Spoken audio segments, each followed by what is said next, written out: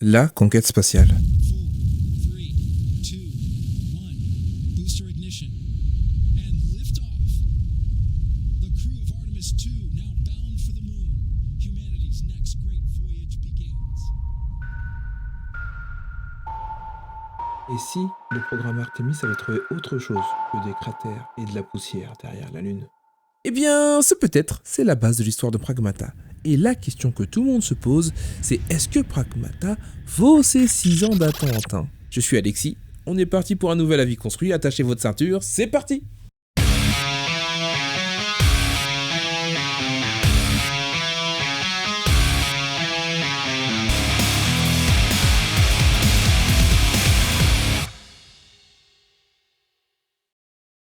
Pour comprendre ce qu'est Pragmata, il faut remonter au 11 juin 2020, lors de la conférence de la présentation de la PS5. Capcom crée la surprise, ce n'est ni un Resident Evil, ni un Monster Hunter, mais leur première franchise originale depuis un bon moment déjà. Un véritable saut dans l'inconnu. Mais pourquoi ce jeu semble-t-il si à part dans le catalogue du studio japonais? La réponse se trouve dans le rapport annuel de Capcom de 2021. Comme le soulignait Brian Ashcroft de Kotaku, Pragmata est le fruit d'une nouvelle génération de développeurs. C'est le sang neuf de Capcom mais qui est aux commandes avec une liberté créative totale, loin des codes habituels de la firme. Cependant, l'ambition a un prix, le temps. Initialement prévu pour 2022, le jeu entame une longue série de reports. D'abord en 2023, puis la même année, en juin je crois, le report était indéterminé. Le projet devient alors une légende urbaine, un spectre qu'on espère revoir apparaître un jour. Il aura fallu attendre juin 2025 pour que le silence soit enfin rompu. Capcom confirme alors une sortie pour 2026 et pour une fois dans l'histoire des reports, une surprise de taille. Bon, moi je trouve pas, mais bon, c'est que en fait le jeu a été avancé d'une semaine. Ils ont inversé la tendance. Bon, entre 6 ans d'attente et une semaine il y a quelque chose, mais entre nous c'est vraiment rare qu'un jeu soit avancé avant sa date de sortie, non? Le voyage lunaire est enfin prêt. Passons à l'histoire. Dans un futur proche, la Lune a cessé d'être un rêve pour devenir une exploitation industrielle. À sa tête, la toute-puissante société Delphi y extrait le lunum, une matière brute transformée en lune à fibres, le nouveau moteur de la technologie humaine. Mais un jour, la base devient injoignable. Plus aucune communication, plus aucun signal, plus aucun signe de vie. Dépêchée sur place, une équipe d'ingénieurs est mobilisée par Delphi pour remettre les communications sur pied, parmi eux Hugh Williams. Mais à peine arrivés que les ingénieurs sont étonnés de ne pas avoir de comité d'accueil et se retrouvent victimes d'un séisme lunaire. C'est à partir de là que Hugh reprend connaissance face à une fille qui vient de le soigner, mais pas le temps de tergiverser car la menace, elle, est imminente. Place au combat. Dans Pragmata, vos adversaires sont protégés par un blindage renforcé et quand tu tires, ça fait ça. Pas très efficace. C'est là que Diana rentre en jeu. Pour désactiver leur blindage, il va falloir les hacker en utilisant la matrice de hacking. Elle était simple celle-là. Une fois à l'intérieur, il faudra atteindre le nœud d'objectif en vert là.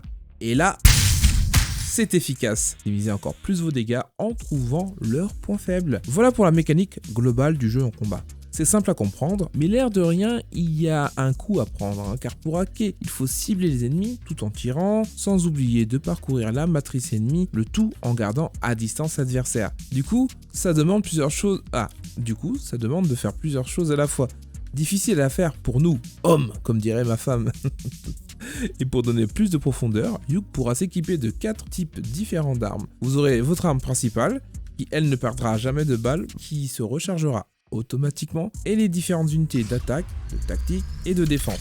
Chacune d'entre elles ont bien évidemment leur utilité selon une certaine situation. Je vous laisserai découvrir ça par vous-même, à savoir que les munitions sont limitées pour chacune de ces unités. Du coup, dès que t'as plus de balles, t'as plus d'armes. Il faudra en retrouver une autre. Pour vos déplacements, Hugh est équipé d'un propulseur qui vous permettra d'explorer la station en nous offrant un bonus de mobilité.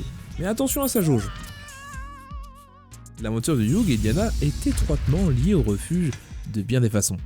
Là-bas, c'est votre safe zone. Et surtout, c'est là-bas que vous allez pouvoir upgrade vos armes, vos capacités. Mais que serait le refuge sans notre bro, le gars, le sang de la veine, la cabine? Avec lui, tu auras accès à plein de petits bonus plutôt sympas que je te laisse découvrir par toi-même. En plus de ça, il fait DJ le bro. Et plus tu avanceras dans l'aventure, plus tu développeras de nouvelles musiques. Votre fidélité. Mais j'ai déjà entendu cette voix quelque part, non? Putain, t'as changé Meliodas! J'éternue à chaque fois qu'il se plaint. Dans le refuge, tu pourras aussi accéder à la garde-robe pour être le plus beau de la station lunaire. Et une fois ta plus belle tenue équipée, va jusqu'au tram pour continuer ton aventure. Voilà pour l'aspect général du jeu. En somme, tu vas avancer dans une zone avec la possibilité de revenir au refuge pour utiliser les collectables réunis pour t'améliorer. Puis, entre chaque changement de zone scénaristique, tu seras amené à passer par le refuge. C'est lui qui connecte toutes les zones de la station entre elles. Tu auras évidemment la possibilité de revenir en arrière via le tram pour retourner compléter les zones précédemment explorées. Hop, 1, 2, 3, test, ça a l'air de fonctionner. C'est parti. Pour être franc avec vous, j'ai eu du mal à écrire cette partie, car j'ai apprécié mon aventure sur Pragmata, mais j'ai préféré prendre du recul sur le jeu afin de vous donner mon véritable avis construit. À la base, je ne suis pas spécialement fan de conquête spatiale, alors l'environnement que propose Pragmata, non merci. Néanmoins, après avoir lu le contexte de l'histoire avec les découvertes du Lunum et une base spatiale gérée par une société privée, ça a fait écho en moi avec le contexte actuel de la conquête spatiale. Par exemple avec le programme Artemis, et notamment Artemis 3 qui avait pour but d'établir la présence de l'homme sur la Lune. Puis, ce qui m'a convaincu, c'est Capcom. Je ne sais pas pour vous, mais je trouve que Capcom tape fort en 2026. Le début d'année est chargé de pépites.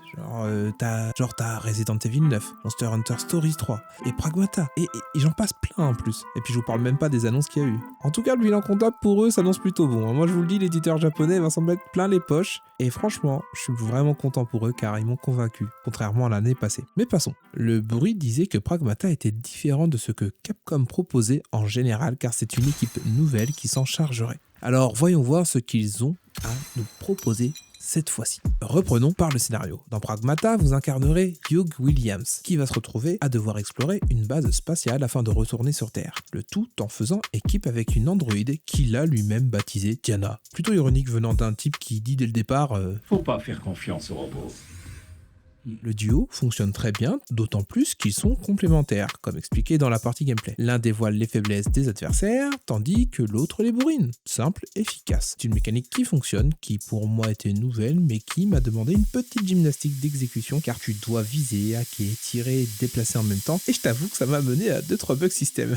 Une fois habitué au fil de l'aventure, tu débloques d'autres armes pour ton arsenal, d'autres modes de hacking pour Diana, et ça apporte une dimension de build plutôt fun. Personnellement, j'ai joué à un mode surchauffe qui mettait les adversaires dans un état critique, mais tu peux jouer de plein d'autres manières et c'est à toi de choisir en fait. T'inquiète pas, le jeu te laissera le temps de digérer chaque nouveauté et ça c'est plutôt cool ouais. Tu ne te sens pas submergé par un flot d'informations lors de l'évolution du gameplay. C'est pas brutal, ce qui je trouve est louable pour un jeu qui dure environ 15 heures. Pourtant le jeu prend son temps et ce n'est pas du tout frustrant. Puis je ne sais pas si c'est parce que je vieillis, sûrement, mais le gameplay où il faut tout gérer en même temps me fatiguait pas mal. Et du coup, je ne faisais pas de très grosse session de jeu et faire une courte session d'1 heure, max 2, ne m'a pas du tout frustré, franchement. Je dirais même que ça m'a permis d'apprécier le jeu à sa juste valeur. En parlant d'apprécier les choses à sa juste valeur, on peut parler des graphismes s'il vous plaît? Car moi je les ai appréciés, mais mon PC un peu moins.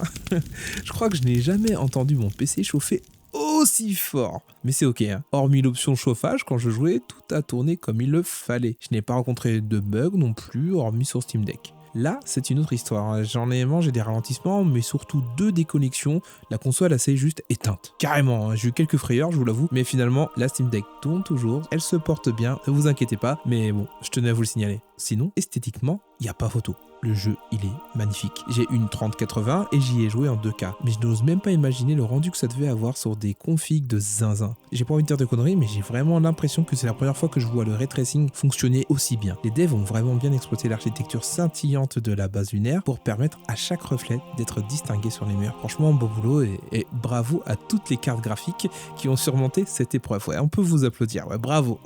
Alors, est-ce que Pragmata vaut le coup? Eh bien, c'est précisément pour répondre à cette question que j'ai dû prendre du temps. Car Pragmata, c'est le fruit d'une toute nouvelle équipe de dev, certes, mais 60 € pour une aventure de 15 heures, je trouve cela un peu cher. Mais ce n'est pas la seule raison, car sinon je dirais la même chose pour des Resident Evil par exemple. Mais c'est pas le cas. Aussi sympa et innovant qu'est le jeu, eh bien, manette en main, c'est finalement un sentiment basique qui en ressort. C'est sympa, vraiment, bien exécuté aussi, mais je ne sais pas, c'est lisse. J'ai cette légère sensation de faire face à une équipe de talents bruts qui doit faire ses preuves, et c'est justement le cas. Pragmata, aussi bon et innovant qu'il a pu l'être, comme je l'ai dit, est finalement une démo technique, en taille réelle pour une nouvelle équipe de chez Capcom. Et selon moi, ils ont réussi le test. Mais tout ce que je viens de vous lister, eh bien, je l'ai ressenti. Et sincèrement, c'est dommage. Mais je vous invite tout de même à vous lancer dans l'aventure, parce que le jeu, il s'est vendu à plus de 2 millions de copies. C'est pas rien quand même. Puis si tu souhaites pas payer 60 balles, fais comme moi et lance la démo d'abord. Elle est vraiment représentative du jeu qui t'attendra derrière. Alors, vas-y, il est temps pour toi de faire ton propre avis. Allez, je te remercie de m'avoir écouté. C'était Alexis pour Évasion. Je te dis bye bye.